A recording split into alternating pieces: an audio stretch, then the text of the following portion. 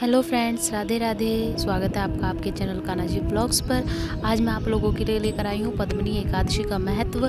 धर्मराज युधिष्ठिर कहने लगे कि हे अर्जुन जनार्दन, आपने सभी एकादशियों का विस्तार पूर्वक वर्णन कर मुझे सुनाया है, अतः अब आप कृपा करके मुझे अधिक मास के शुक्ल पक्ष की एकादशी का क्या नाम है तथा उसकी क्या विधि क्या है, इन सब के बारे में बताइए। श्री भगवान बोले, हे राजन, अधिक मास में शुक्ल पक्ष में जो एकादशी आती है वह पद्मिनी कमला एकादशी कहलाती है।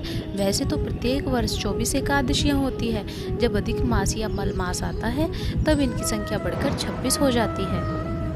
अधिक मास या मल मास को जोड़कर वर्ष में 26 एकादशियां होती है। अधिक मास में 2 एकादशियां होती है जो पद्मिनी एकादशी शुक्ल पक्ष और परमा एकादशी कृष्ण पक्ष के नाम से जानी जाती है।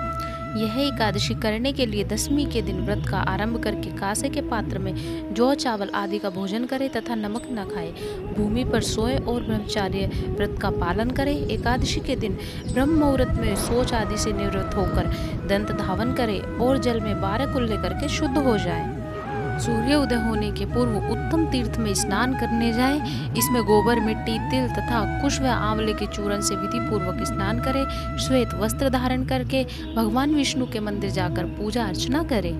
भगवान श्री कृष्ण बोले, पुरुषोत्तम मास में अनेक पुण्यों को देने वाली एकादशी का नाम पद्मिनी है। इसका व्रत करने पर मनुष्य कीर्ति प्राप्त करके वैकुंठ को जाता है, जो मनुष्यों के लिए भी दुर्लभ है। हे राजन, ध्यान पूर्वक इस कथा को सुनो।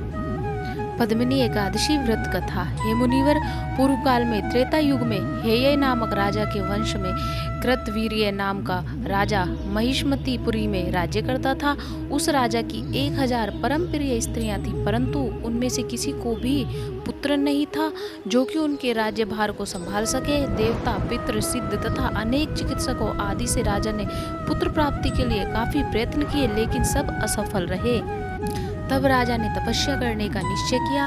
महाराज के साथ उनकी परम प्रिय रानी, जो इक्ष्वाकु वंश में उत्पन्न हुए राजा हरिश्चंद्र की पद्मिनी नाम वाली कन्या थी, राजा के साथ वन में जाने को तैयार हो गई।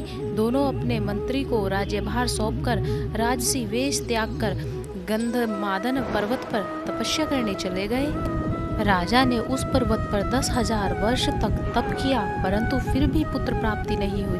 तब पतिव्रता रानी कमल नयनी पद्मिनी से अनसुईया ने कहा, 12 मास से अधिक महत्वपूर्ण मल मास होता है, जो 32 मास पश्चात आता है। उसमें द्वादशी युक्त पद्मिनी शुक्ल पक्ष की एकादशी का जागरण समेत व्रत करने से तुम्हारी सारी मनोकामनाएं पूर्ण होगी। इस व्रत के करने से भगवान तुम पर प्रसन्न होकर तुम्हें शीघ्र ही पुत्र देंगे। रानी पद्मिनी ने पुत्र प्राप्ति की इच्छा से एकादशी का व्रत किया। वह एकादशी को निराहार रहकर रात्रि जागरण करती। इस व्रत से प्रसन्न होकर भगवान विष्णु ने उन्हें पुत्र प्राप्ति का वरदान दिया। इसी के प्रभाव से पद्मिनी के घर कार्तवीर्य उत्पन्न हुए, जो बलवान थे, और उनके समान तीनों लोकों में कोई बलवान नहीं था।